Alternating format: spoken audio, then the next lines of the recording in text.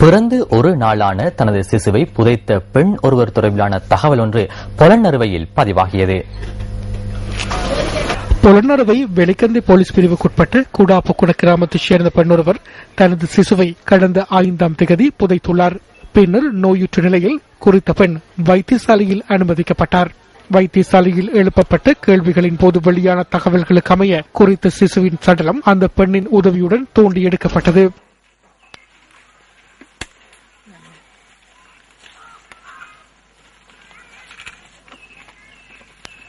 சம்பவம் தொடர்பான நீதவான் விசாரணைகள் பொலன்னறுவை பிரதம நீதவான் ருவான் தம்மிக்கு தில்சநாயக்க முன்னிலையில் நடைபெற்றது. குறித்த பெண்ணின் கணவர் தற்போது வெளிநாட்டில் உள்ளதாகவும் வீட்டில் தனியாகவே இந்த பெண் வசித்து வந்ததாகவும் எமது பிராந்திய செய்தியாளர் கூறினார். சுகையினமுற்ற நிலையில் உள்ள குறித்த பெண் பொலன்னறுவை வைத்தியசாலையில் சிகிச்சை பெற்று வருவதாக போலீசார் தெரிவித்தனர்.